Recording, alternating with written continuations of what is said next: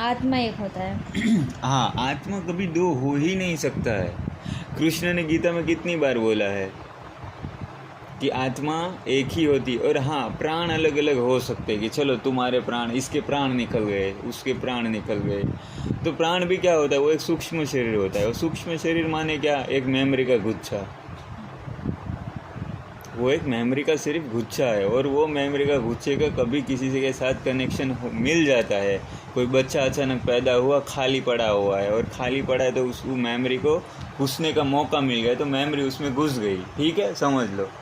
और वो बच्चा पहले से ही थोड़ा बड़ा हुआ तो जो मेमोरी है वो एक्टिव होने लगी, और जैसे जैसे बड़ा होता गया तो उसमें वो मेमोरी एक्टिव होती गई। जो कोई व्यक्ति मर गया उसकी मेमोरी समझ लो, फिर उसको लगेगा कि मेरा पुनर्जन्म हुआ। उसको क्या लगेगा कि मैं तो ये था, मैं तो वो था। तो वो बोल कहाँ से रहा है, वो तो एक याददाश्त है, वो तो हो चुका है। तो मेमोरी भी तो आत्मा में ही होती होगी। मेमोरी क्या, सब कुछ आत्मा में है। ये पंखा, ये लाइट, ये टीवी, सब कुछ आत्मा के अंदर है। हम भी आत्मा के अंदर है, हमारे शरीर भी आत्मा के अंदर है, हमारी मेमोरी भी आत्मा के अंदर है। ये पूरे समंदर, चांद तारे सब आत्मा में ही तो झूल रहे हैं। और आत्मा तो विराट है, उसका कोई अंत नहीं, उसकी कोई शुरुआत नहीं। आत्मा इतनी बड़ी है कि उसमें हम सब समा जाते हैं। ये समुंदर, ये तारे, चांद तारे, वो सब आत्मा में है। और आत्मा कोई ऐसी चीज़ नहीं कि तुम उसके देख पाओ, या किलो 2 किलो की है कि छोटी है कि बड़ी है कि ऐसा। वो ये अनंत है, ना तो उसकी शुरुआत है ना ही उसका अंत है। और आत्मा में सब है, आत्मा में जीव है, आत्मा में प्राण है। और प्राण किसी के निकल गए बोल सकते हो, आत्मा किसी की निकल गई ऐसे नहीं बोल सकते। आत्मा में से तो कोई निकल ही नहीं सकता। तुम पृथ्वी छोड़ के कहाँ जा सकते हो, तुम ब्रह्मांड छोड़ के कहाँ जा सकते हो। तुम्हारा अस्तित्व तो यहीं रहेगा ना, गैलेक्सी में, नहीं तो ब्रह्मांड में अस्तित्व तो रहेगा ना। एक्चुअली तुम आत्मा के ही टुकड़े हो। एक ही आत्मा है, उसके छोटे छोटे टुकड़े हैं। तो पुनर्जन्म जैसा कुछ नहीं होता है। पुनर्जन्म जैसा देखो, अभी मैं बोलूँगा ना कि तो लोग बोलेंगे कि एक ही पक्ष में क्यों नहीं बोलता। लोग या तो ये चाहते हैं कि पुनर्जन्म है, ये मानना चाहिए, या तो लोग समझेंगे ये कि पुनर्जन्म नहीं है। अगर मैं बोलूँ दोनों चीज़ है, और देखने के नज़रिए के ऊपर डिपेंड होता है कि तुम उसे कैसे देखते हो। तुम पुनर्जन्म जैसे उसको देखते हो, या फिर एक प्रकृति की गड़बड़ की तरह तुम देख सकते हो। समझ में आई बात। यहाँ पे प्रकृति से भी गड़बड़ हो जाती है, जैसे कि कोई सॉफ्टवेयर में प्रॉब्लम हो जाती है। जैसे कि देखो, हमने एलेक्सा लगाया था तो वहाँ पे स्मार्ट स्विच लगाई थी, स्मार्ट स्विच अचानक automatic switch on switch off होती थी, पता है। हाँ। तो इलेक्ट्रॉनिक प्रॉब्लम थी उसमें। तो ऐसे प्रकृति में भी कभी हो जाती है कि किसी की मेमोरी किसी में घुस जाती है, समझे। ये समझना थोड़ा, ये कुछ ये मत समझो कि कोई इंडिविजुअल चीज़ है, कोई अलग है। ऐसे समझो कि सब चीज़ें यहीं हो रही है।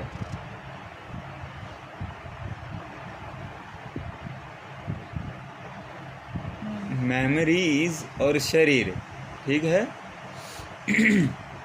शरीर है वो प्रकृति को आँख नाक कान से जो महसूस होता है, स्टोर होते जाता है, स्टोर होते जाता है, स्टोर होते जाता है। उसके अनुभव, उसके दुख सुख कहीं स्टोर होते जाता है, बस वो मेमोरी है। और मेमोरी में कोई जीव थोड़ी होते, मेमोरी में कोई जान थोड़ी होती। उसको तो अगर दूसरा ऐसी चीज़ मिली तो प्ले हो सकता है। जैसे मेमोरी को मोबाइल मिला तो उसमें वीडियो चल सकता है, वैसे ही मेमोरी को शरीर मिला तो वो एक्टिव हो सकती है, अदरवाइज़ नहीं।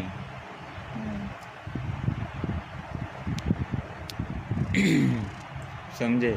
और जो इनलाइटन होता है उसकी मेमोरी को का भी इतने टुकड़े हो जाते कि बात मत पूछो। तो उसका तो कोई पुनर्जन्म का कुछ लेना देना है, क्योंकि वो मेमोरी को भी भाव नहीं देता, समझे। वो मेमोरी को कुछ वैल्यू ही नहीं देता। वो अपने जो भी अच्छे अनुभव, बुरे अनुभव, उसको बस तटस्थ भाव से देखता है।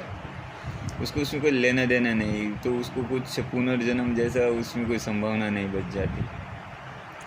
और जो भी अपने को नहीं तोड़ना चाहता है, पकड़े रखना चाहता है, उसकी हो सकता है कि उसका पुनर्जन्म हो। और पुनर्जन्म होना कोई अच्छी बात नहीं, बहुत बहुत ही मतलब कि खतरनाक बात है, समझे? कैसे? इसलिए क्योंकि तुम एक चीज़ के अंदर आ जाते हो। तुम्हें पता है बिना शरीर का कितना मस्त अनुभव होता है? कभी बिना शरीर का अनुभव किया है? इतना सुकून और आनंद होता है ना जब तुम शरीर का अनुभव नहीं करते। ध्यान की गहराई में जो मिलता है, वो जिसने भी ध्यान किया उसको पता है, वहाँ पे शरीर नहीं रहता, ना मन होता है, ना कुछ होता है। तो वहाँ पे कितनी आज़ादी और कितना सुकून बरसता है वहाँ पे। और जैसे ही तुम शरीर में आते हो कितनी मचमच और सब स्टार्ट हो जाती है, जैसे ही आंखें खुली तो। हाँ, संसार की बातें, ये टेंशन वो टेंशन। तभी तो लोग ये मेडिटेशन का बाज़ार इतना बड़ा है। अभी यूरोप में तुम जाओ, वहाँ पे मेडिटेशन के लिए लोग लाखों रुपया खर्च करते हैं अनुभव के लिए, कि मुझे वो अनुभव मिल जाए। और वो अनुभव क्या है? वो अनुभव अशरीरी का है। वहाँ पे शरीर महसूस नहीं होता। डीप मेडिटेशन खुद को खोना। खुद को खो देना, या तो उसको कहो कि पार लेना, जो भी तुम बोलो। लेकिन जब तुम शरीर में होते हो तो दुख ही है भाई। शरीर माने दुख, और अशरीर माने परम सुख, परम आनंद, जो तुम्हें मेडिटेशन में अनुभव होता है। तो मैं अभी तुम्हें यही कह रहा हूँ कि पुनर्जन्म होना कोई अच्छी बात नहीं है, बहुत ही खतरनाक बात है, समझे? और वही जन्म मरण के चक्कर से छूटने के लिए ये लोग जो आध्यात्म की तरफ है।